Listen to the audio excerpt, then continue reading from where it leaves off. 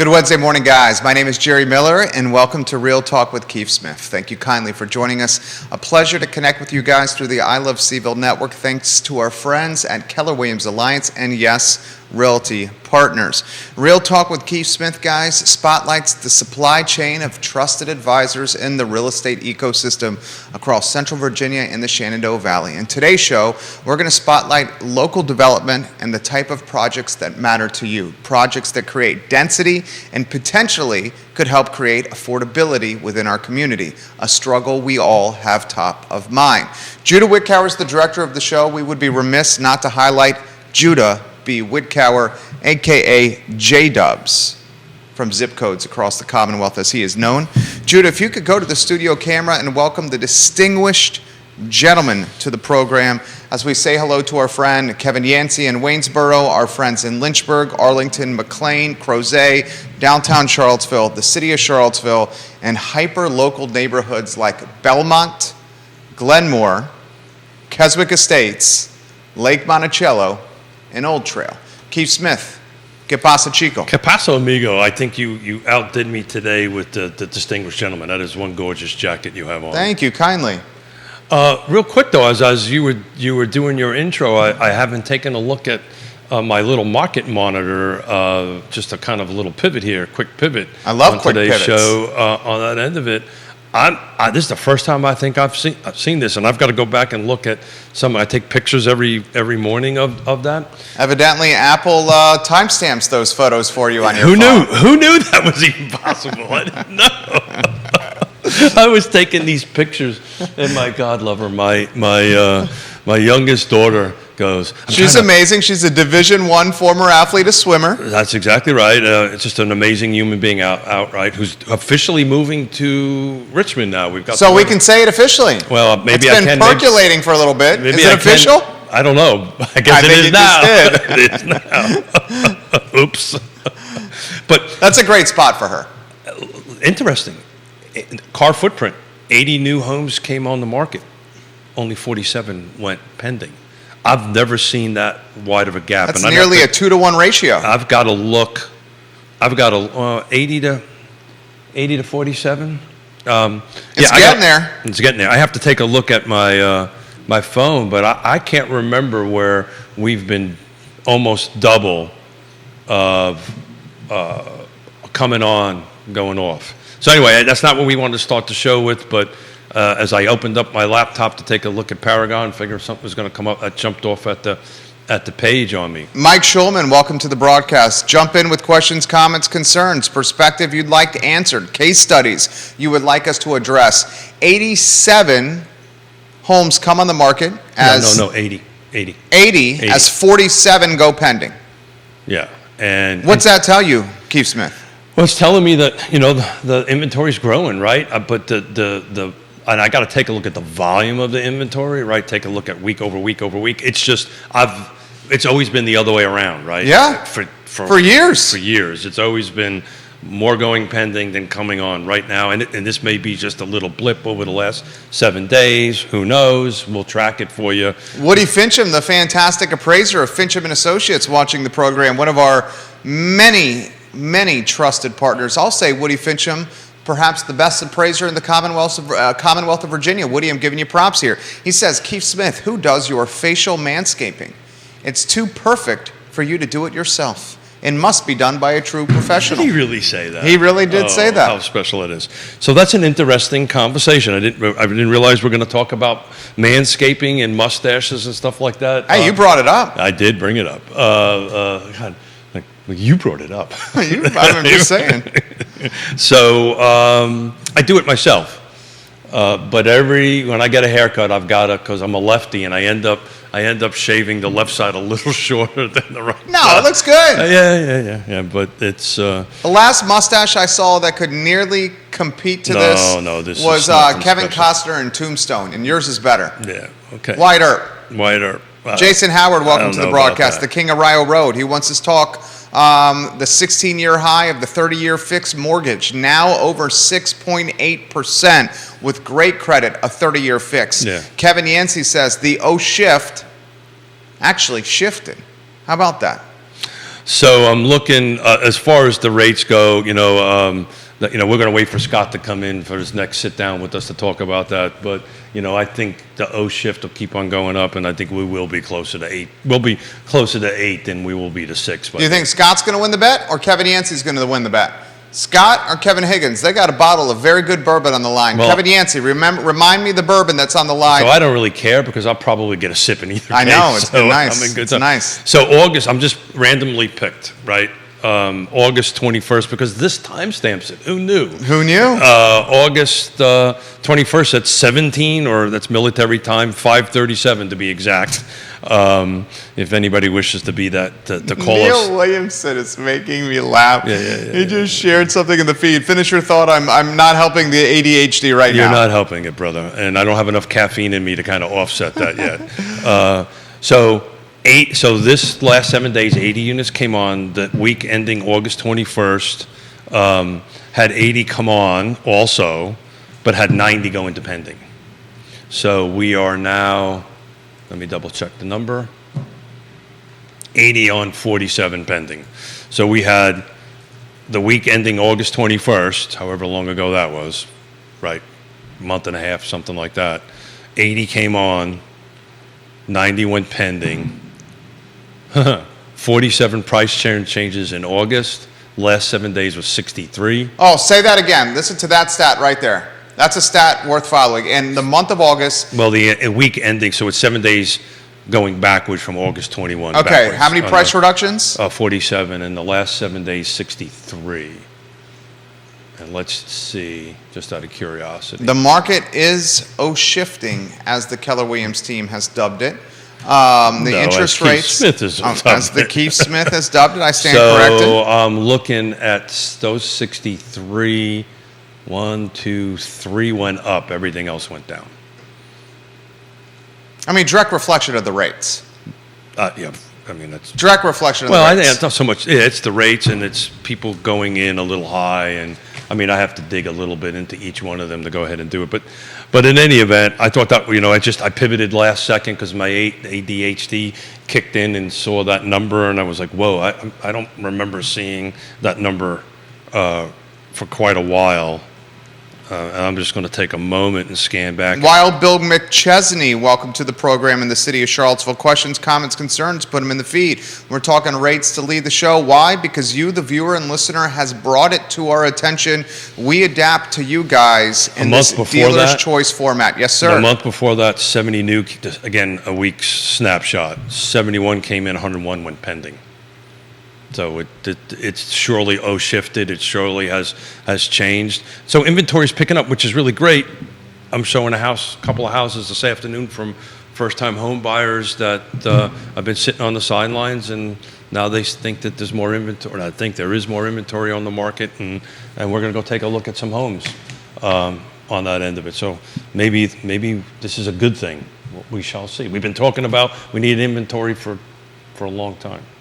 So folks, if you're looking to buy a house, yes, you're going to manage the rising rates, but hey, you have more inventory to choose from than a long time, is what you're saying, Keith Smith. Inventory, we've been asking for inventory, and we're getting it. It took an interest rate bump to get there, substantial bump to get there, doubling to get Kelsey there. says, how high do you think the rates are going to go, Keith, before the end of the year? Well, I think we're going to be flirting in the high 7s, maybe 8. I mean, look, if I knew that, you'd play the lottery and you'd win. I'd play the lottery and win, right? Jamie Turner watching the program. JT, the mayor of Gordonsville, repping the Pep and Culpeper, just got a new position as a manager at KPMG US. Congratulations, Jamie Turner, on such a fantastic promotion, my friend. He has a question for the distinguished gentleman. Sure. And we love when he reps the Pep, JT. He does. Jamie says, is it cheaper to remodel? Judah, you going to say the word for me? Is it cheaper? Make sure that mic's on with the volume up. Is it cheaper to remodel a dilapidated house or tear down and build a new one? I think we know the answer to that one. I guess it depends on the extent of the remodel. We'll start with that. No, it depends on the where. Ooh, you want to go down that word? It depends on the So, where. Jamie, are you eyeing a piece of property? It sounds like this man is So, a real yeah. estate investor. Yeah, so it depends on the where, right? Where, where's your where is always the first thing, right? Again, it's the same things we've been talking about all the time. Where, location, price, features, condition, right? So, if it's in the right location and he's able to buy it at the right price and the numbers work, right? So in other words, if I'm able to buy something, I'm picking, and I do want to get into Belmont in a little while because this helps us with inventory question on the end of it. But I'm just arbitrarily saying, I find something in Belmont that, is priced right, in the right location, but if I tear it down, it puts me about the same price as a lot, right? Because you got to calculate your demolition costs and so forth and so on and that, but it makes sense. But the where will matter, right? So you see that, like, for instance, out west in Seattle and Portland and some of these really high dollar neighborhoods, right? Sometimes it's cheaper to tear it down and rebuild and remodeling. I will tell you this much: I've been around the block a little bit on Yes, this. you have. It is always more expensive to remodel than you're ever going to think it's going to be. So if you think it's going to be $1, it will always cost you $2, if not more. It's just the nature of things. Good old Murphy kicks in, and the Murphy's laws kick in, and it doubles it up. So it's a matter of an ROI kind of thing, and it's a matter of getting the right trusted advisors in there to take a look at it and do an analysis for you. So, for instance, Lake Monticello waterfront lots, houses, right, that you're starting to see that, right? Some of these homes that were built in late 60s, early 70s that were tiny little 900 square foot, 1,000 square foot vacation homes, it's making sense to buy them, tear them down, and rebuild them. It sounds like the U.S. food trucks on Market Street is agreeing with Keith Smith Or with the little toot of the horn over there. Oh, they're dropping off more liquor. I certainly hope that's what they're doing. I'm not sure if U.S. Foods is in that business, but hey, if you are, we're happy to host. Ragged Branch Distillery, Vitae Spirits, if you'd like to drop off more bourbon or gin or vodka for us, the bar is open and we'll happily welcome that gift. Jamie Turner not only gets a promotion as a manager at KPMG US, Jamie Turner recently married. So we say congratulations to Jamie Turner on the nuptials. Speaking of congratulations, thank you. Congratulations, Jamie, but thank you for reminding me. It's my father's 83rd birthday today, so I wish Pops a happy birthday. Pop, happy birthday, 83 years young. Jamie Turner, more intel for you as a potential case study. Believe it or not, my mother and father watch what we do every 3 days a week. Well, fantastic. I'm sure they do. Quite a few people do, Keith. You've become the voice of car. Well, I don't know about that. I'm telling you, you have. but my mommy watches, so I'm doing good. I love you, Mrs. Smith. I love you, Mrs. Smith. Yeah. Jamie has more feedback as a potential case study. Jamie, put some items in the feed, and we'll do a case study live on air. He has a piece of property in Gordonsville that he's been sitting on for a while. Got it. Can you offer us some more intel here, Jamie Turner? Is this a piece of property with existing construction on it? Okay. Is this, I would imagine, since you're repping the Pep in Culpeper now with a fairly swanky home you and your beautiful bride have, that this is an investment property and you're looking to monetize it and you're trying to figure out the best ROI possible for this real estate holding. It also, and Gordonsville is a really neat... Gordonsville's hot. It is, but... Right. It's in rough shape, 1920s, without many updates. Keep talking to us, JT. Yeah. So is it on the main street, or how many? Because sometimes when you start pulling a couple of blocks off, the thing is, you've got to take a look what's around you, right? So you don't ever want to overbuild to the market, right, or overprice, unless this is going to be my forever house. Right, and I'm going to build for it, and I'm going to stay in it, and this is where Jamie wants to stay. And this is investment for him. Yeah, so if it's investment, again, the where is really makes a huge difference. So if it's on Main Street, I think the value is a little higher on it than if you're 2 or 3 blocks off, because it does change. If you just take a look at the values of homes that are selling or on the market, or the tax value, which of course is not the best way to establish market value, but it's a good litmus test to see how you're doing. So if it's close to walking distance to Ice House, Well-Hung Vineyard, Mr. Williamson. The restaurant, one of the best restaurants out there, Neil Williamson's Very Well-Hung much Vineyards. so. Walking distance to a little bit of barbecue. Then that changes the dynamic quite. We know friends of the program, Chris Henry and Stony Point, have ample aspirations for downtown Gordonsville and what they're going to do from a remodeling standpoint. Jamie Turner offers more for the case study. I'm ready. Are you ready, distinguished gentleman? I've got a red pen. Well, I got a blue pen. So You got both colors. Very patriotic you are. I got red and blue. That's right. And white. You throw in there. We're doing good. Very nice. But I'm waiting. I'm curious what Neil had to say. But let's finish the case study. Neil's poking a little fun at your mustache. Is he really? Yeah, that's what he's doing. Yeah. Neil Williamson, jump in, though, with some quality perspective. We'll relay it on air. JT says this, Keith Smith. I own it free and clear. Okay. Have no debt on it. However, it's not on the main street. We're looking for it to be an investment property, Keith. It's not too far from Main Street, but it is across the tracks in a lower income neighborhood. Got it. I know where he's at. Yeah, so look, if you own the, first and foremost, congratulations. Yeah, let's give the dude some props. JT, for you. Congratulations. Married man, rep of the Pep and Culpeper. And investment property, that free and clear. That free and clear. And just got a promotion at KPMG. Yeah, he's doing really well. Outstanding. Congratulations. So let's keep the winning streak going. Look, rentals, and when we get into talking about the FLUM and the project that Nicole Scro's doing on it. St. Anne Belfield Academy's finest, Nicole Scro. I've got some 80% AMI rents for the MSA, for our region.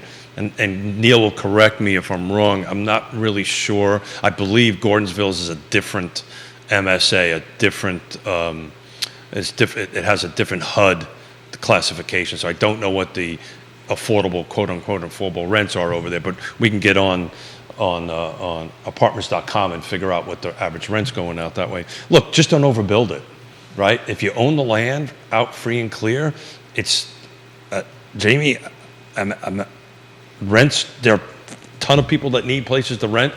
The land is sitting there, you're paying taxes on it, it's not really doing much for you. If you've got the fiscal ability to build something on it that is, commiserate, they like that word, huh? Good job, Keith Smith. Okay, I got to take a breath here. The coffee's kicking in, my friend. No, I just got to take a breath. That word hurt. Commiserate to what's surrounding you. Did I do good? Did I do it right? You did well. Commensurate. See, I didn't even say it right. I wasn't going to say anything. Why do you do that? Why do you throw the man under the bus like that? No, I need to learn. Thank you, You can do Judah. it to me. Don't do it to the distinguished Better than, gentleman. better than letting him think he's saying the word right. Let's go to Judah. the three-shot and welcome Judah Wickower to the program. Oh, Three-shot Judah Wickower. Judah, you have... Might take a while. I'm still executive producer, right? You are executive producer. Judah, I'm executive producer of Real Talk with Keith Smith. You can correct me anytime you want. Thank you. You can correct me anytime I want. Can we show Judah's face on screen? Yeah. Executive producer, is that okay? Yeah. Do I really have anything to say? Yes. Do I really have anything to say? This is a good show right here. You got more for your case study if you want to look it up. Keith, as we get J-Dubs on screen, it's on Charles Street. Yeah, okay. I exactly know where it is. And look, my advice would be if this is purely investment piece of property and you're crunching your ROI, you are absolutely off to the right start. You own the dirt, man. That is huge, right? And the big question would be is how do you want to finance it? If you have cash to do it. I'm asking those questions. Yeah, if you want to finance it, the fact that you own the land is going to help you on the financing. Huge advantage. Very much so. Collateral.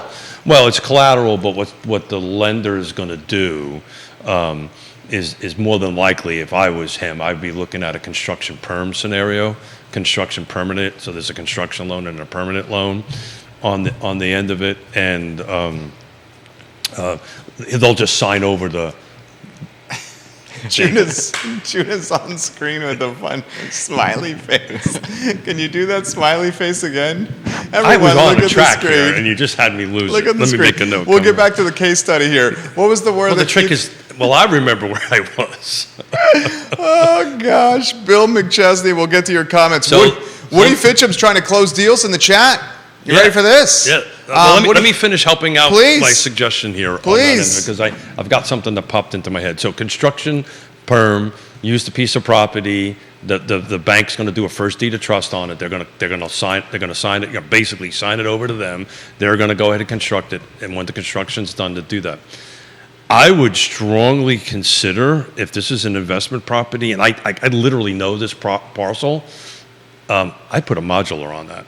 A modular, JT. That's what I Tell would us do. why a modular. Well, I just think your build time is so much faster, right? And if you're looking at something pretty simple, a rancher with a nice little porch on it, 3 bedrooms, 2 baths, that kind of thing. I don't even think you need. Personally, I don't think you need a garage out there. But if you're going to do that, your math is so much easier, and it requires less people. You put a foundation in the ground, you have a guy come in, company set it, wrap it up, tie it up.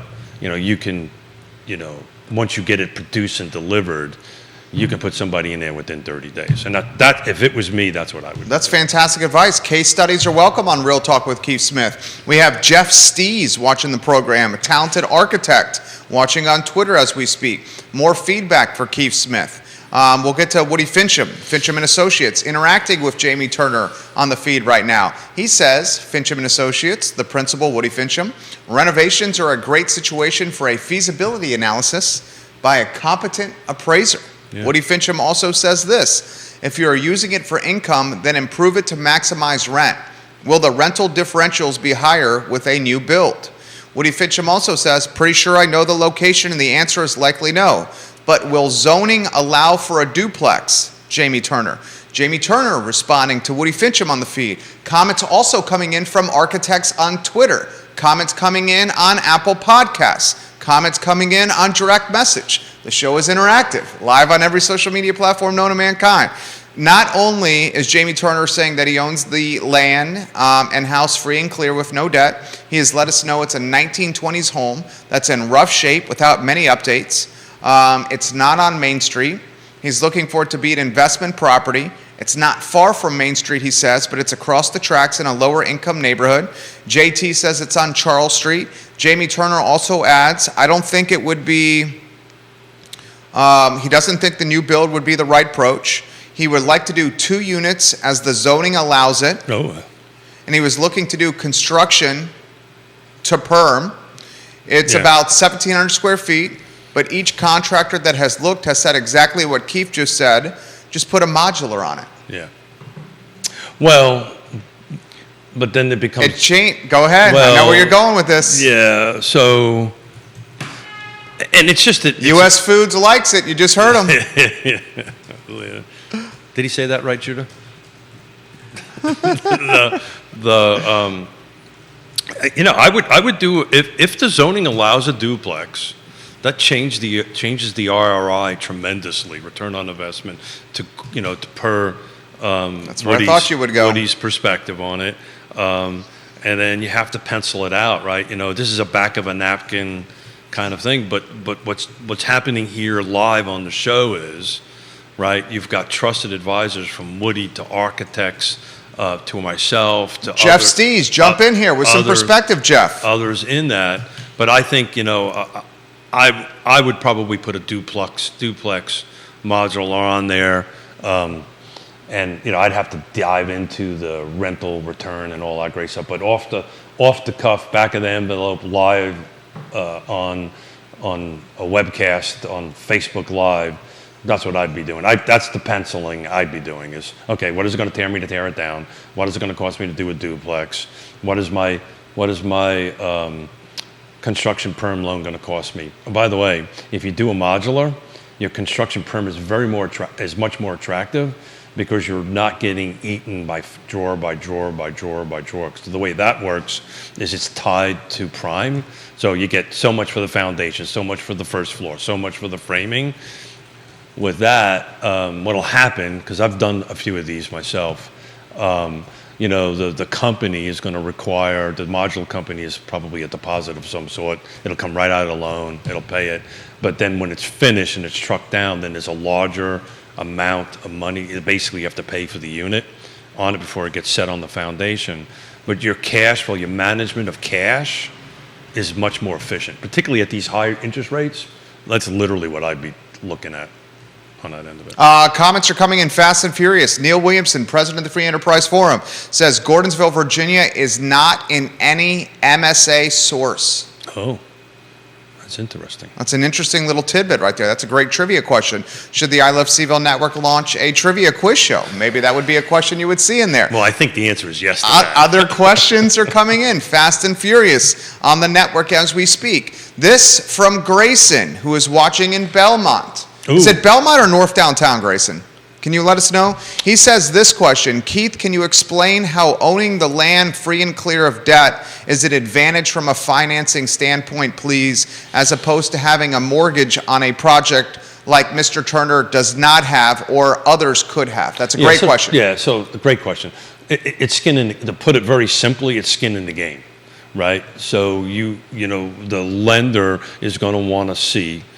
It doesn't mean you can't do it any other way, but it makes the path so much easier if you own the land. So if I was doing a case study to help Jerry and Mrs. Miller build a custom home on a lot somewhere in Albemarle County, the conversation would be, okay, do we have enough cash to buy the land, right? You don't have to go that way, but if you do, it makes the path so much easier because the lender then puts what's called a first deed of trust on the property. And here's the reason why a first deed of trust is so important. I know you know this, Jerry, but everything in the state of Virginia goes with the land, right? So if you should not pay, or you should go bankrupt, or you should go whatever, God forbid, right? Guess what? The bank owns whatever's built on it. It just takes it over and either resells it or does whatever. So you are, in essence, putting up, in your terms, the land is collateral, but it's more than that. You're literally signing it over via first deed of trust to the lender. Did that make sense? Yeah, keep going, keep going. I'm going to send you pictures. We have pictures of the home.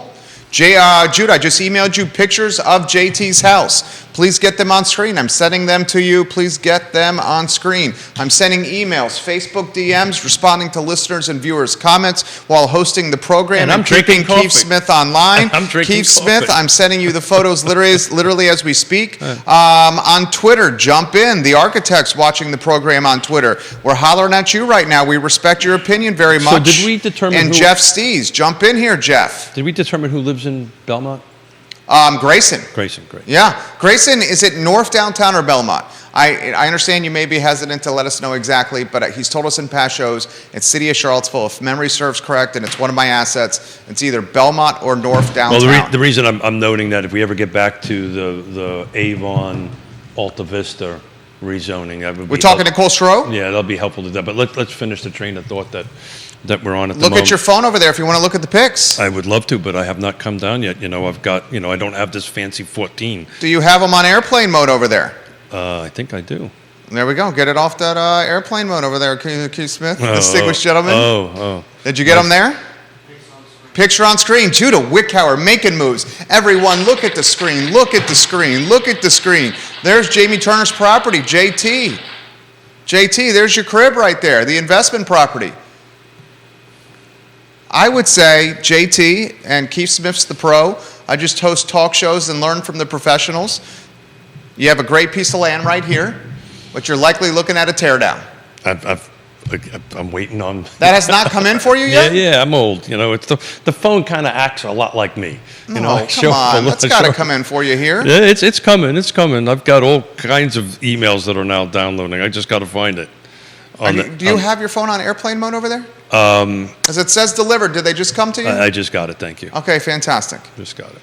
Would you, we're just strictly doing the eye test. You keep the pictures on screen, rotate the front and side pictures. Yeah, man. You're seeing a tear down there, right? Yeah. And we're not throwing shade. We're not knocking. Yeah. He knows. Yeah. So it's a great couple of pictures. Obviously, I'd like to get some from the inside, but the reality of it is, remodeling is going to be more expensive than a modular. I can assure you. Yeah. Oh, yeah. I can assure you that's got a little historical context to it. That is a classic. JT says this show is awesome. JT, you're awesome. Keep talking to us, Smith. I believe that's a classic, what they call, could be from the pictures of 4/4, right? Center. It might even be a 2/2.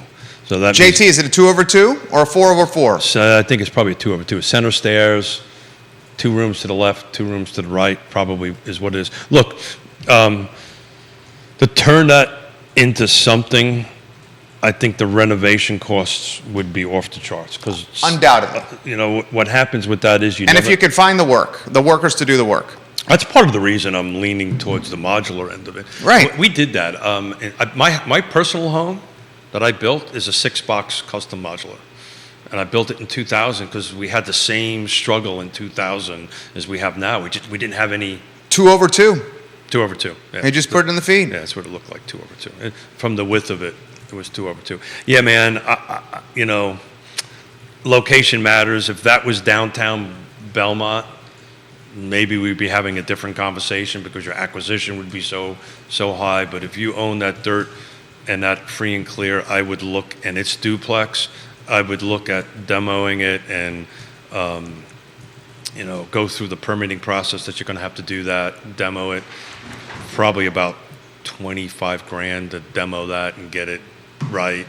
You're going to have to do 2 new sewer taps and water taps and all that kind of great stuff. But that's what I would be doing with it. I'd be making a nice little duplex, assuming it can fit on the property. Jamie, what's the dimensions of the lot? What's the dimensions of the lot, Jamie? What's the projected back of the napkin rent? JT's a smart man, a businessman of extraordinary proportions. I undoubtedly believe he has a back of the napkin rent projection for this piece of property. Yeah, I think in Gordonsville you're looking at 15, 16 on the easy. On the light side. That's light. Yeah, on the light side. Yeah. Don't you think? Yeah. Well, when you're going to do this, you want to be a little conservative, right? You want to be conservative on your. How about if it's a duplex? Well, that's what I'm saying. Either side. So you're talking $3,000 total. Yeah, I think if you're going to put a duplex on there, that's going to be 2 to 3 bedroom.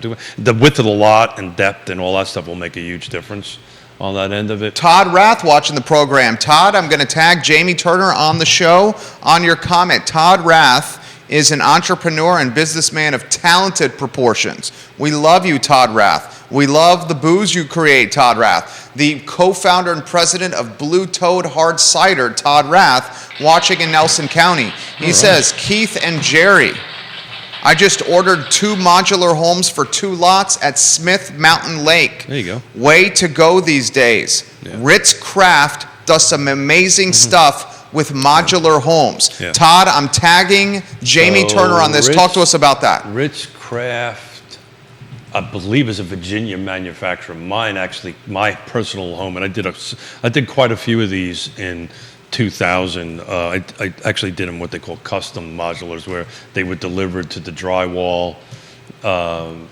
that end of it, because I've had my own trim carpenters. We had our own cabinet company, our own plumbing company, so we had that portion of it taken care of. We didn't have framers, and that was a big market deficit in 2000 on that end of it. But Ritz-Craft is a good company. I'm 99% sure it's a Virginia company. You might want to double check me on that, but it seems so. You pay for a little shipping, a crane. Here's the trick to a modular, by the way. What you got overhead matters, and what I mean by that is, so they're going to crane these things in on it. So if you've got to relocate some overhead lines and power lines and all that stuff, that could be expensive. Modulars are also expensive sometimes out in the country, because you've got to build a road to the site that can handle the trucks and the modular, right? So some of these things are 16 feet wide, 15.9 feet wide, I think is the maximum, up to 50 feet long. So these are long, pretty wide units on that. But if you're like in a city environment, like Gordonsville, I'd be looking at utilities would be my first thing, is what do I got to relocate in order to do that? Love it, love it, love it, love it, love it. Todd Rath, Ritz-Craft is out of Pennsylvania. Out of Pennsylvania? But Virginia Building Solutions is a top sales firm for them in the Commonwealth. Got it. Yeah, there's a couple of producers. Todd, I'm seeing 4 or 5 questions on our comment aggregator with our custom software. Folks asking where there's land at Smith Mountain Lake for modular homes. Just if you could offer more perspective, that would be amazing. Todd Rath, a serial entrepreneur, a talented entrepreneur, the co-founder and president of Blue Toad Hard Cider, got a couple of modulars coming to Smith Mountain Lake. He's dropping knowledge. Jamie Turner, Todd Rath has given you some good perspective. If the site works and you can get it to it and get to it, you put a foundation in the ground, run all your utilities, and then the local rep, typically how this works, a local rep will set it for you for a fee, of course, and dry it in, right? And then you can either finish it up yourself or have the local rep finish it up on that end of it. So depending on how much Jamie wants to put hands on the end of it, it could be a turnkey project. Or 0.25 acres, projected rent 1,300. Did you say 2.5 acres? 0.25. 0.25. Quarter of an acre. Projected rent 1,300 according to comps. What's the width? 1,500 a month, maybe pushing it for this location. JT, what's the width Yeah, of the lot? So even if it's 1,200, he's looking at what, 2,400 a month? You're saying if it's a duplex. Yeah. That's the only path on this. If the, and this is again looking at a couple of pictures live, right? So if the property is, I mean, he's pretty much told us it's a tear down. Yeah, well, I'm beyond that. Yeah. So if the zoning allows it, a duplex, that's a huge win. That's a huge win. Jamie, did you buy the lot because the zoning allowed duplex? I'm confident he did. Yeah, this dude's a smart dude. Yeah. Did you see that the zoning allowed the duplex, and that's why you bought the lot, Jamie? So Why'd you buy the lot? Why'd you buy this house? So depending on the width, right, and then you have to dig up the ordinance in there. So does a duplex have to be attached? Can they be separated, right? And if they have to be attached, will it fit on the lot? Judah, get the photos rotating again if you could, please. Keith Smith, talk to us, baby. On that end of it. So there's a lot of what ifs you have to go through and dig into it, but he's on the right track. I think he's on the right track. More information for you, Keith Smith. Coming in fast and furious, faster than my fingers can type, but I am keeping up, viewers and listeners. Keep it coming. Todd Rath for the question. Modular homes are not trailers. They are stick-built in a factory and treated just like a regular home. Yeah. So really, any lot will work at Smith Mountain Lake if you can get to it with a crane. That's the point. That's Kevin Yancey's question. Todd Rath is answering on a different Facebook page. The site conditions matter, right?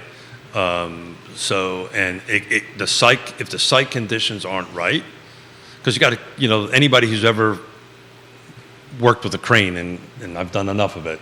The only crane I've worked with is Legos. Well, the ass end of a crane, right? The rear end of the crane is about 6 inches off the ground, right? Depending on the size of the crane, right? There's cranes that are rough terrain cranes, but they're not going to be lifting up, tens of thousands of pounds. So and that's it. And that road, you have to build basically a subdivision grade road for a driveway in order to get that crane in there and get the equipment in there. And you got to clear enough of an area, because the trick on the city environment is where do you store the units while you're doing it. But it's done. We did this in Seattle with auxiliary dwelling units, and it was really cool. They boomed them right over the top of a house and put them in the backyard, right from the street. Picked them up, boomed them right over the top of the house, dropped it down on a foundation in the back, blind. It's actually pretty cool to watch. That is very cool to watch. Neil Williamson sharing knowledge on modular homes here. Kevin Yancey makes sure to highlight the HOAs, and a lot of homeowners associations prohibit modular homes. Well, Todd Rath responds to Kevin Yancey and says, mine are not in HOAs. I've had enough of that in my life. I cannot do HOAs any longer. So Rath responding to Yancey. Yancey responding to Turner. Williamson responding to all of us. We're orchestrating. Yeah, I'm drinking coffee. I don't know what you're doing. This show's on fire. I preferred the term manufactured homes, right, or modular homes. What most folks think when they think that, they think of trailers, right? And here's the difference between the two. And somebody on the feed will correct me if I'm wrong. A mobile home is actually a vehicle. You get a DMV process for it. A manufactured, a modular home is built in a factory, third party, inspected. They just think about it. They build them to run them down the road. So the Ritz is in Pennsylvania. That's a 10, 12 hour, depending on where we're going, ride that they got to truck down the road and they keep together. And I've done about 3 dozen of them in my career. Never had a problem with them. Literally, my house. Your house is one. My house is 6 boxes. And if I didn't tell you this and I walked You through wouldn't my know. head, you would not know. You would Yeah. not know what it is. Yeah. And I built it in 30 days. Built your house in 30 days? Built my house up when the foundation was complete. Built it and done it. It was one of Keith Smith's genius moves. I said, honey, because we were in the Parade of Homes every year. Honey, we don't have a house in the Parade of Homes, but I got a foundation sitting and I got a design for it. Let's do it. Let's do it. And we actually had the house dropped September 1. Actually, no, August 15th, and had it done by the deadline of September 15th, in 30 days, 3,600 square feet. So it's a path. So That's amazing. It's a cost of money thing, right? Especially as floating debt is getting more expensive. That's the reason I'm bringing it up. So because your construction line of credit is going to be tied to prime, right? The first half of it. Then when it converts to a fixed, it'll be, based on a 30-year or whatever you negotiate with the bank on that end of it. But the construction money will always be tied to prime. So whatever prime is, and it's going to be a 0.1, 2, or 3, depending on what you're able to negotiate with the lender on that end of it to do that. And they're receptive to it now. I can tell you 5 years ago, we wouldn't be having this conversation because the bank would say, no, we're not doing it. They just wouldn't take the risk. But now they will. You just got, viewers and listeners, 45 minutes of, Jamie Turner really got 45 minutes of pro bono knowledge right there. Oh, no. Where do I send the invoice at? 45 minutes No, of I'd love to help. Any way I can help. pro bono knowledge from a man who's been in the business for how long? Enough. 36 years? 35 years? 35 years, yeah. 35 years. But That's the kind of case studies we'll do with Real Talk with Keith Smith. So, look, I've never met Jamie, but I've met him virtually.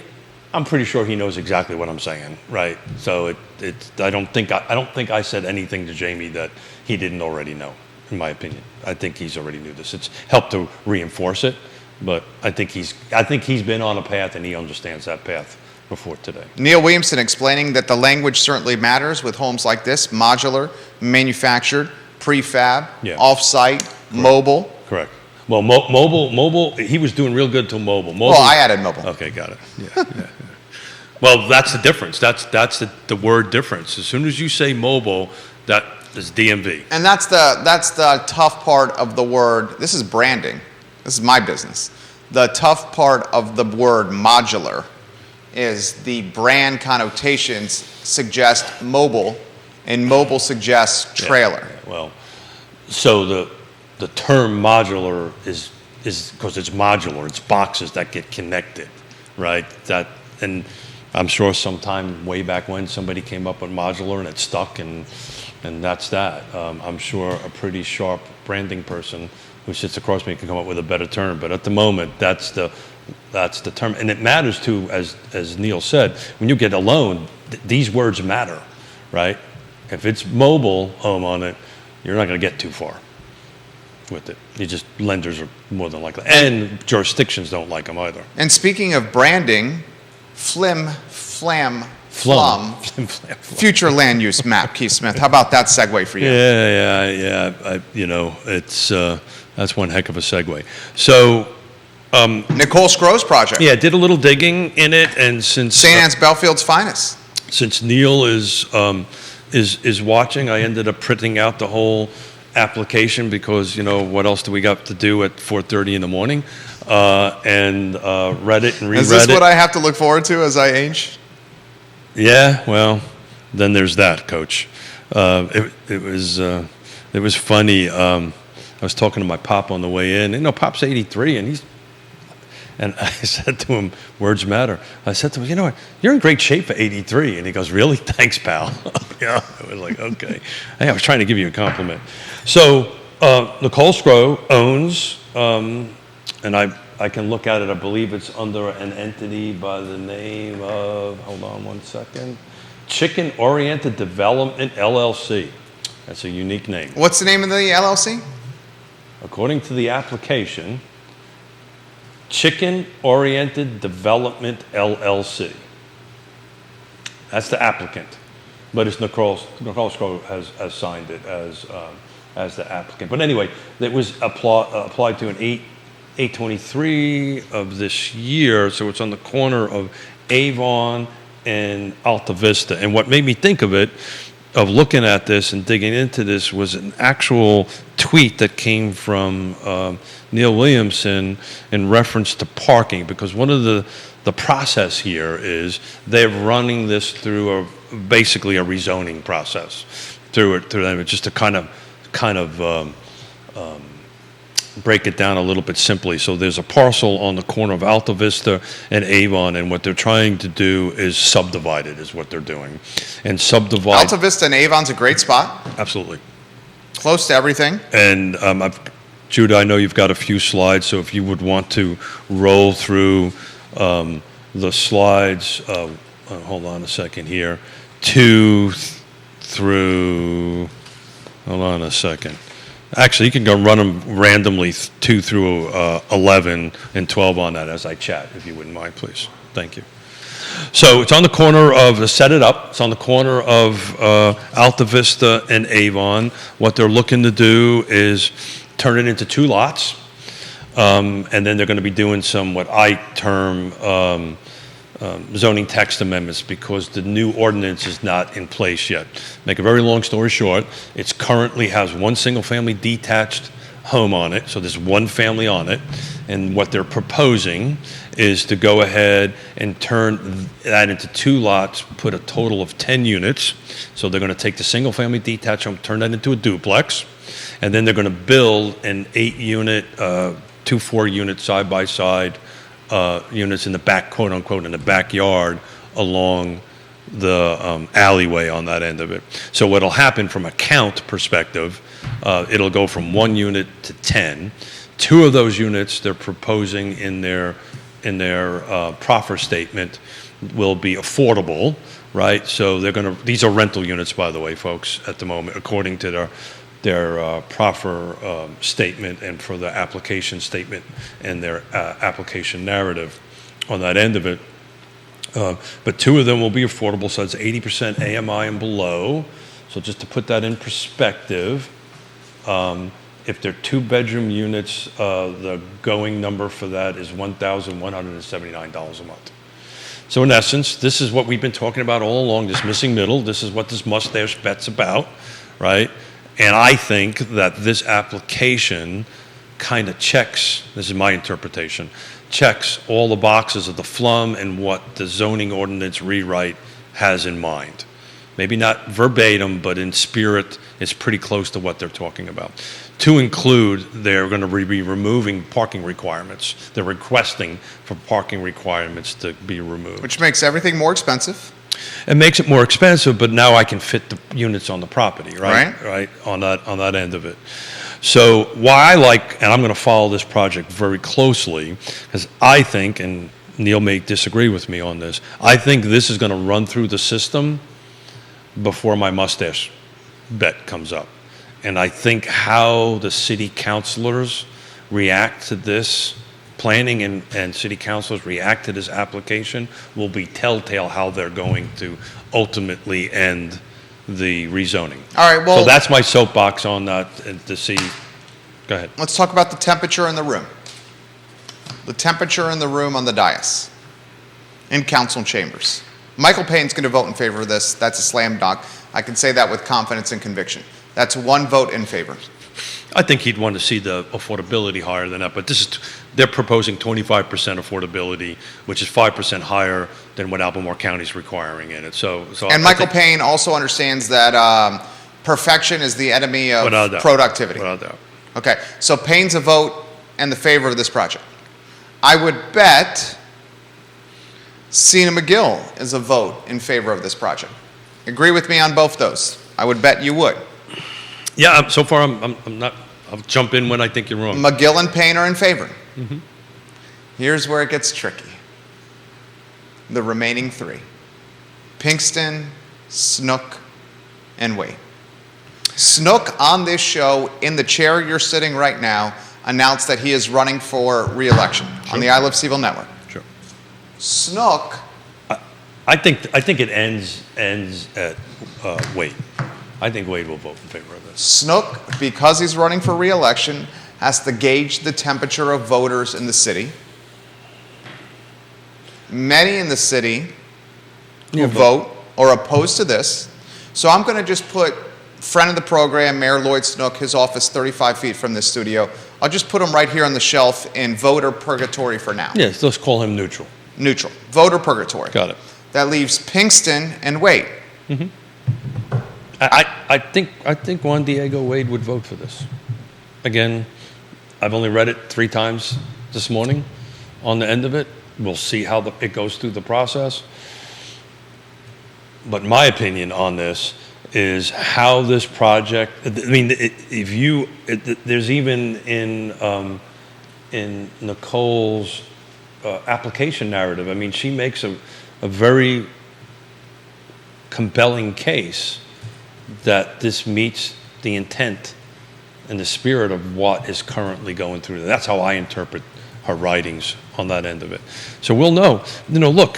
When's this get to the dais? Well, that's a great question. So the application was made the 28th. 28th of the 8th month. So August? August, yeah. So it's probably not quite made it to the Planning Commission yet. Okay. It's probably still in staff end of it. So my suspicion is it'll probably come to the Planning Commission soon. I don't know. They set their agenda, right? We can't predict what projects are going to get put on or not. Some jurisdictions like Fulvana County, by the way, once you make an application, they have a very methodical process that you will get through, and it's generally 6 weeks. You'll get into at least the Planning Commission within 6 weeks. Where it goes from there is a different story on that end of it. As Neil will know, you can Interesting tidbit just got put on the feed. you can get deferrals all day long. You ready for this? I am. Nicole Scrow, I'm sure you've thought about this. St. Anne's Bellfield's finest. Do I need a red pen or a blue pen for this one? I think you probably want to take the orange pen out for this one. I do not have an orange pen. Neil Williamson, president of the Free Enterprise Forum. Judah, you ready? Are we betting again? Do we have a drum roll, Judah? Do we have a drum roll? I believe we do. Oh, that's not the drum roll. That was done on purpose.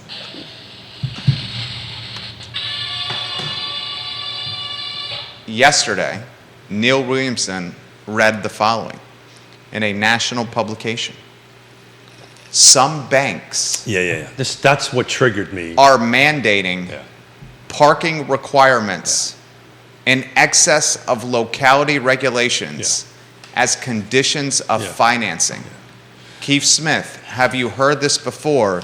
Because if the banks are mandating parking requirements in excess of locality regulations, this will very much change things. I read that. That tweet this morning triggered me to look into this a little deeper, to be frank with you, on that end of it. I've been around the block for 35 years. I've never heard that. And that doesn't mean that's what's going on. That could potentially be the case. It just sounds a little off to me. But, if it's happening in other places, it could migrate its way here. Explain why a bank would do that. I don't know. I wouldn't know why. Neil Williamson, I explain know why a bank would do that. I don't understand the logic for it. Look. Jeff Stees, explain why a bank would do that. Yeah, so I'm going to dumb this down because I borrowed tens upon tens of millions of dollars to do this. And my explanation has always been, it doesn't matter if I was Batman, Robin, Donald Duck, Mickey. The bank wins. Mickey Mouse. No, that's not what I'm going to say. Mickey Mouse. If a deal pencils out, it pencils out, right? So if the zoning is there, the equity is there, the person who's borrowing the money has enough of a skin in the game, right? Either with property or capital on the front end, and I'm borrowing 50% and I need 100%, right? If all that math works on that end of it, I've never been involved in a situation where the lender wouldn't say, yeah, sure, I'll do it. Now, it's got to work. It's got to pencil out. I've never heard of that before. Now, I don't know what jurisdictions it is, but that tweet triggered me to look at this. It really did. Neil Williams says the bank would do this for risk reduction. Yeah. Explain risk reduction and how this reduces risk.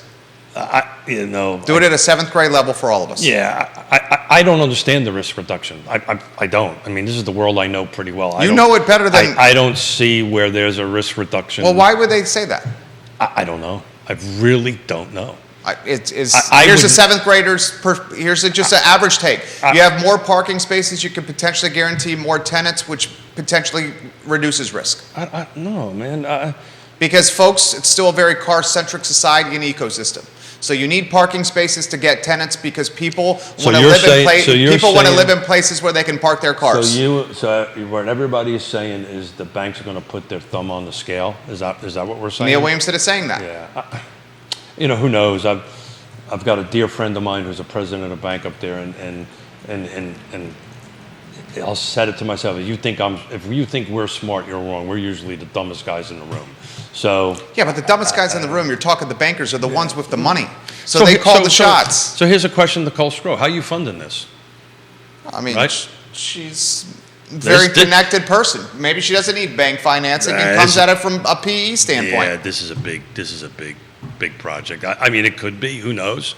On that end of it, I was out in Seattle and Portland looking at these exact projects all day long. Neil Williamson has shared the link on the comment section of my Facebook page about secret parking minimums and requirements and how it could impact bank decision making. Keep talking to us, Keith Smith. Yeah, no, I mean it's Neil being Neil, which is great. He's providing information. I just don't have answers to it because I'm going to have to ask folks that I know in the space that lend money for A&D, acquisition and development, and say, look, is that going to come here? Is that in your pipeline on that end of it? And if it is, that could totally throw everything off. Oh, it would be a completely different project.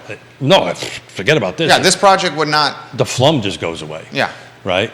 Well, we're talking specifically with this project. Well, but we're using this project as a litmus test, at least I am, as a litmus test. Did I use the right word? Is that the right word? Thank you, Judith. Thank you. It's like the what show is it that you got to throw back to the Jeopardy or something? No, Jeopardy, they don't throw it back to the host. No, Can you get on the 3 shot so we can see who he's talking to so the viewers say, no, what show is it? I don't know. What show is I it think where you it's have to throw Jeopardy, it back? right? Is that word? Ken Jennings is asking questions.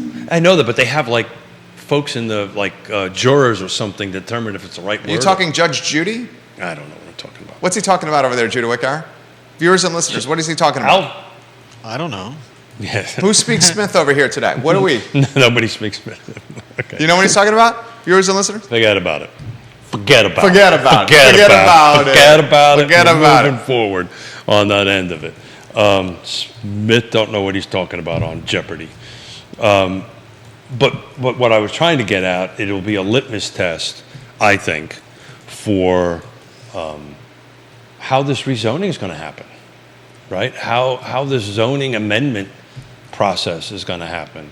And if this project goes through as currently written, as currently presented in the public forum, right? It's going to speak volumes on how this June 19th, 2023 thing is going to go, I think, on that end of it. So that's why I got excited about watching it. Plus, I'm excited, personally excited about increase of the missing middle. But if the lenders say, thank you very much, Nicole goes through this whole process, gets it all approved, gets the parking requirements removed. Woody Fincham can see the lenders doing this. Yeah. Woody Fincham says lenders are the very definition of risk adverse. Well, he would know more than anybody. He's more connected with the lenders than I. So, Woody Fincham, you think the parking requirements become a KPI, a key performance indicator, with bank financing and projects like this? I don't understand the risk end of it. So I thought I just explained it. Yeah, but I'm thinking. You disagree with that though? I just don't get it, right? If we all agree, and I may be wrong, right? So what the hell? If you have a piece of project, if you have a property that you're building or renting, for sale or rent, and there's no parking that associates with that property, will folks be less interested in that property from a renting or owning standpoint because they can't park their methods of transportation at said property? But you park on the street. There's street parking, right? Or the way this is located is on the mass transit. I mean, I've seen this work in different jurisdictions where they don't need the parking, right? It's walking distance to downtown mall. The location matters, right? This is walking distance to downtown mall, walking distance to Belmont, walking distance to the hospital if that's where you're working on that, or UVA on that end of it. Katie Pearl is trying to speak Smith. Is it Who Wants to Be a Millionaire? It could be. Well done, Katie. Thank you, Katie. Thank you, Katie, for saving me. One of Keller Williams' finest. Katie, KTP. thank you. My brain is moving a mile a minute, and my lot going on here. Yeah, I got it. Yeah, it's moving a mile a minute, and my mouth probably didn't catch up with my brain, or vice versa. So, thank you for saving me, Katie. At least somebody's trying to take care of me. I'm constantly trying to take care of you over here. I'm kidding you. I did say nice jacket. Thank you very much. Pocket square's nice too. The viewers and listeners, Kevin Higgins, Kevin Yancey, and Scott Morris, they have a bourbon bet on the line when it's tied to interest rates at close of business of this calendar year. Our enterprising director, Judah Wickower, has found the 5-minute sizzle reel, which we will play at the end of this show. This sizzle reel identifies the particulars of the bet. We will continue to play this sizzle reel on the I Love CVille Network, and with the executive producer's permission, Do I really need to give it? on Real Talk with Keith Come on. Smith as well. Jerry, I love you, man. I love you too. But, I BS for a living. Don't BS a guy who BSs for a living. Just saying. God, I love the show. The show's killing it today, dude. I don't think I've ever in 3.5 years took my glasses off and threw them on the table. The show is killing it today. But look, multiple people are asking about the parking requirements. yeah, look, I've seen it work in. You got a city councilor watching. Yeah, I've seen it work in other places. Look, what's the answer, right? The answer is I'm building parking and I can't help affordable housing, right? So look, let's assume, for the heck of it, this doesn't go through, right? It doesn't go through. We don't get, and so this is interesting. So this is not by right now. So we're asking for permission, right? There's a whole proffer statement in here where the applicant is freely, offering proffers, right, to go ahead and do it. Here's an opportunity to get some homes. I just think it's a great project from what I read into it at this point. This put on Twitter. I mean, what is a parking spot? I mean, I've done this before. It's just all of a sudden you're trying to provide some affordable housing and you got to provide a spot for a car. We did the same thing, by the way, at Nassau Street, meaning the land trust, and I was able to through the system remove parking spots, because if you had so much if you park for a bike, you can take a parking portion of a parking spot off. But how many folks in here are going to have 1.5 cars? Because that's what the requirement is. It's 1.5 parking spots. That's just ridiculous. It's just ridiculous. And oh, by the way, I grew up in a city. We never had a car for a while, right? And you walked to the store, you hopped on the bus. You never took the subway. It's different. Yeah. I get it. Not comparable here. I got it. But it is, though. No. But it is to a certain degree. Yesterday, Keith, when is the last time, Kevin, I'll get to your comment. Woody, I'll get to your comment. So let me say something, because I did this yesterday. When's the last time you've taken a bus? Well, I haven't taken a bus, but I walked. When's the last time you've taken any public transportation in the city of Charlottesville? And look at me, because I can tell when you're lying. Well, look at these pretty pictures. I know, see? Judah Wickower, 3-shot. Let's watch this. Let me finish, though. Can I get Judah to go to you? Let me finish. No, get a 3-shot ready to go. Hold on a second. Is there a tool I have here? You have the magic wand. You can use the wand. Use that as your dictator wand if you want. Dictator, so now I'm a dictator. That's your dictator wand. Did you call me a what? Go ahead, my friend. I Go thought ahead. you said something else. I had a meeting at Tavola, happened to be around Martini's yesterday, and I walked from my office to Belmont. I walked from Studio X to Belmont. It was a nice walk. It was a beautiful day. I said, "This is crazy." That's a great walk. I'm not going to take my truck. I left my truck at Ix. At Ix. Yonna and I walked to Tavola, had a drink, had a business meeting, had a little dinner, walked back to our truck, and then drove home. That's awesome. I respect that. So if I lived there, I'd walk to Tavola and have a cocktail. Let's go 3-shot. We got the 3-shot?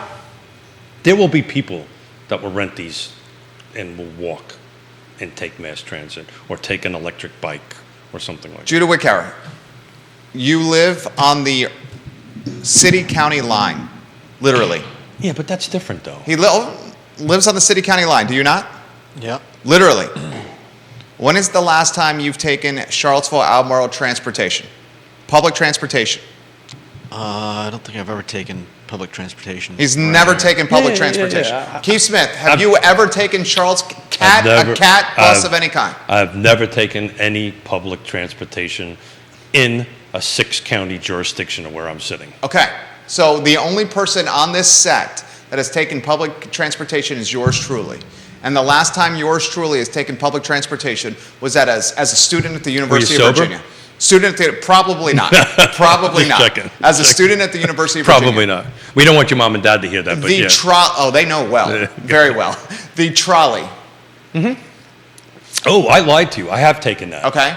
I have taken that. I would say the trolley's public transportation, right? I have taken that. I have absolutely taken that. I've taken that with when I have family, and I didn't even think about that. And you want to show them, give them a taste of the town. To me, like if you go to... so it's a novelty for you. It's a novelty. This is not hey, this is a great way to get eyes on it.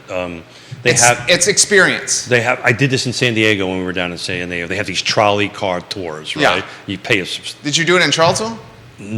No. Okay. No. It's free. I'm telling you, I do this. So Did you take the trolley in Charlottesville? Yes. The short answer is yes. You took the trolley in We're not Charlottesville? communicating today. You are? Yes. Okay. I took the trolley in Okay, I just want to clear that up. You took and the I trolley. have taken it numerous times when I have friends and family visit. Okay. And we say, hey, this is a great way to see Charlottesville. Okay, so that is the novelty. It is not a form of transportation to get to and from work.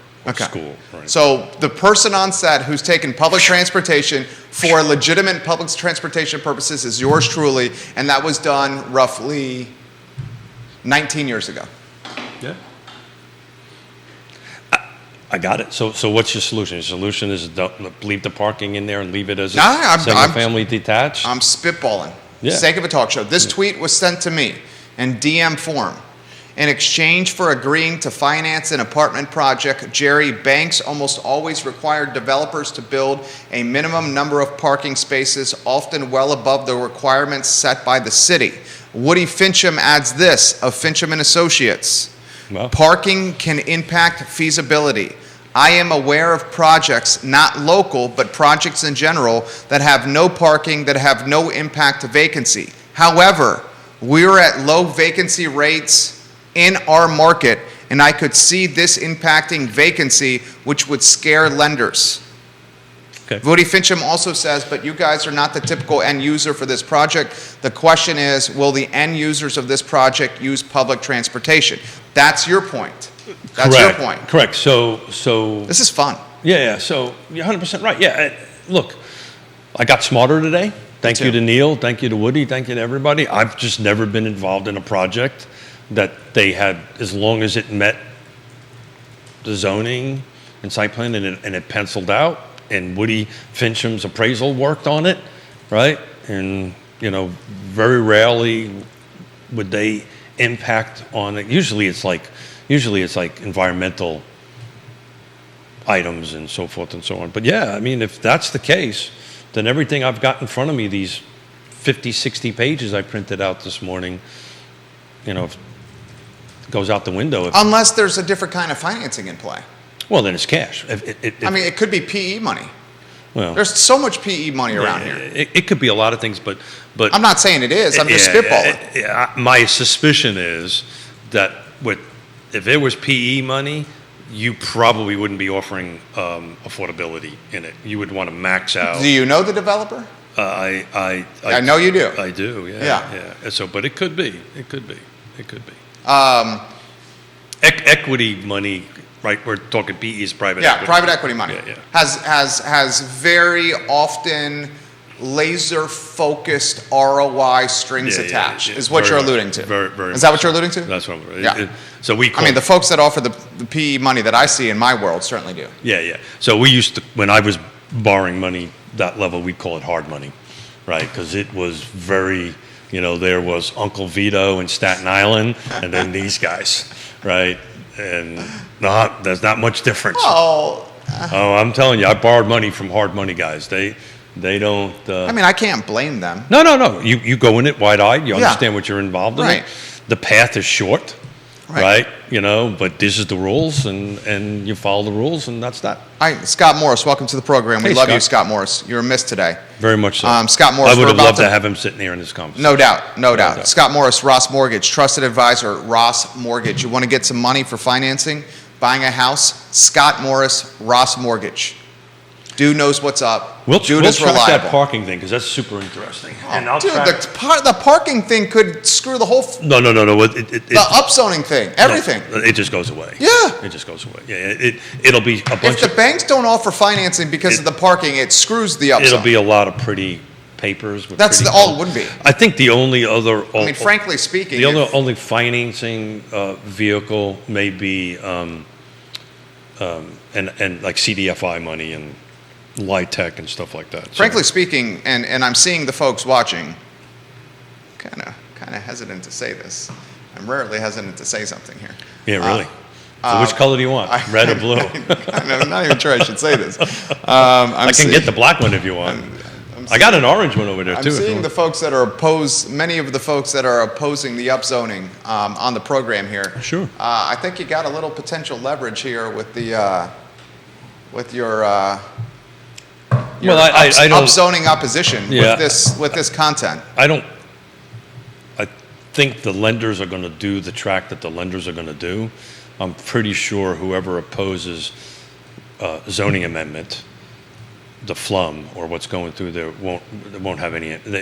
The banks, if the banks are going to do this, is doing it for a very different reason. Well, no, they would put this. Well, I think we just did it.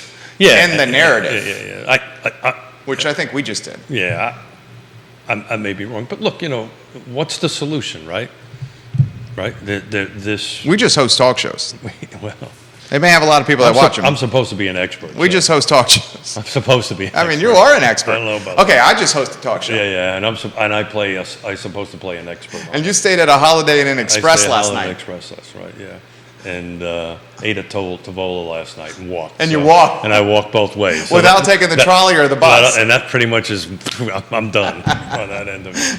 But look, if they're hitting two bedrooms at 1,179 or 3 bedrooms because the number of bedrooms impacted tremendously, jumps up to 1,478. You look online, find out where you can rent the 3-bedroom unit I have a 3-bedroom rental, Villas at Southern in Ridge. downtown Charlottesville. No, mine's in the Yeah. oh, is it Kale? No, hold on. It's Mountain View. And the Mountain View School District. Yeah. Mountain View Elementary. Whatever. I believe you 100%. I actually knew it was Mountain View. But Effing around. I know. Yeah, whatever. It's the jacket. The Villas It's the the Villas jacket. of Southern Ridge. It's a 3-bedroom, 2-bath One bedroom with a is den. 1,027. 2 bedrooms, 1,179. And efficiency, whatever the hell that is 7. I'd say efficiency is a studio. I would Yeah. call it a studio. Yeah. Is 752, 3-bedroom. So just to throw it out there, the city of Charlotte, in downtown Charlottesville, in Belmont, how much is a 1-bedroom and a 2-bedroom renting for right now? I would say so my 3-bedroom, 2-bath with the den at the Villas of think I could Southern do that in Ridge is apartments, under that market rented because I maintain occupancy and it clips $1,700 a month all day, every day. And some of those are flirt with $2K. And that is off Old Lynchburg Road. If you're in Belmont, a 1-bedroom in Belmont all day, every day, depending on the condition, I would say is $1,250 to $1,500. $1,250 to $1,500. He's looking it up on our apartments.com. This is my business here with the rentals we got. We got 24 of these. I would say a 2-bedroom, depending on the conditions, in downtown Belmont. Man, that's flirting with $3K, somewhere between $2,500 and $3K. Wait, first of all, you can't find one. I mean, you definitely can't find one. Yeah, You got to get on a wait. You better know somebody if you want to live there. I mean, I'll put it in perspective. I lived in 2006 out of the University of Virginia. So Tarlington Square on 701 East High Street has a 2-bedroom studio. And this is not even in downtown Belmont. It's not. No, it's the closest I can get. Yeah. is $1,700. Okay, so I'm on point. Yeah. Okay, and that's not even downtown Belmont. I'll put this in perspective here. In 2006, me and two homies lived at 208 Little Graves behind Spud Nuts. 3 homies, me and 2 others, 208 Little Graves. Arthur Feiner was the landlord. Son Ben is a fantastic entrepreneur in the area, owns ProLink, Ben. And in 2006, 208 Little Graves rented for, and it was not in great shape, not in great condition, for $1,600 a month. And this was 16 years ago. It rented for that. We were so broke, we welcomed another friend. His name is Shannon. He rented the attic from us. It was not finished, had no heating and cooling in it. He had to use the pull down from the roof, you know, that pull down door? He put in a rope ladder. So that you know that's illegal. He That's climbed the rope ladder to get to the attic and spent $200 a month to rent an attic that had no heating and cooling, that he had to climb a rope ladder in. He put a blow-up mattress up there. He had no electric in there, and still somehow managed to get girls to go up to the attic. Yeah, we don't want to go there. No, I'm just So I can't true even. statement. I That can't actually even, happened. That's facts. I can't even find a 3-bedroom for rent. It's just on apartments.com. You have to know someone. They don't even get marketed. Yeah, so two bedroom is between just probably pushing 1,800. So if you're doing Katie Pearl, she has a 3-bedroom, 2-bath, detached in Greene County. yeah. It rents for $2,200 a month. Yeah. If you could find a 3-bedroom, It's over 3G. Yeah. So we know, because there's one pretty close on it. Just a quick thing, So this unit will have, assume it has 2-bedroom units in it. They will not exceed $1,179 because that's in the proffer statement, right? On this end, in today's AMI, right? It gets to float up each because AMI gets changed every year, or float down because AMI can go down, right? On that end of area median income can go up or come down, and this is based on HUD's numbers. So it's like $800 cheaper from what I could find quickly on my phone. So, and we talked about this. What was it on Monday, right? Where are the folks who are servicing the rest of us going to live? Woody Fincham says, Jerry, that's low rent for your condo at the Villas at Southern Ridge, Yeah. but you know that? He is exactly right. Yeah. I maintain rents below market Yeah. because I get no vacancies. So Here's the thing that a lot of folks don't realize. You know this, you're a pro. If you're in the rental landlord game and you keep them occupied, because if you go a month where you don't keep them occupied, Yeah. you will never make that up, even if you're at the top of the market. And this is when I give a shout out to Ally Property Management. We have one, and they manage our one property, and we just raised our rent based on what our minimum costs are. So if our taxes go up or HOA go up or whatever, that's what we do. We're keeping that, as affordable as we possibly can on that end of it. And I love Suzanne Reel at Ally Property Management. If you've got something to rent, reach out to them. I forget I have it. Ally Property Management, Suzanne Reel. Which is usually people freak out because they don't want to deal with tenants and stuff like that. It's well worth it.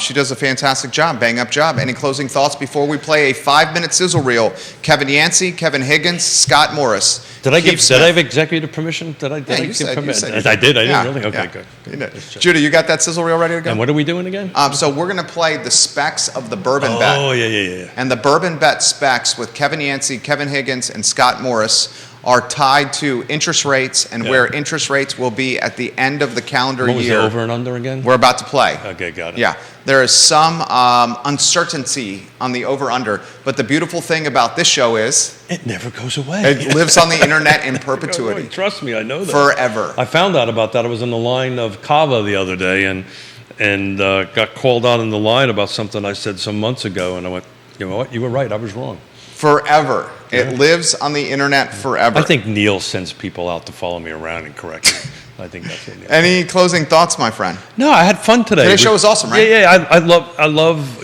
Awesome show. Yeah, this is kind of a little bit of a pivot we're trying to do and Case studies. Case studies.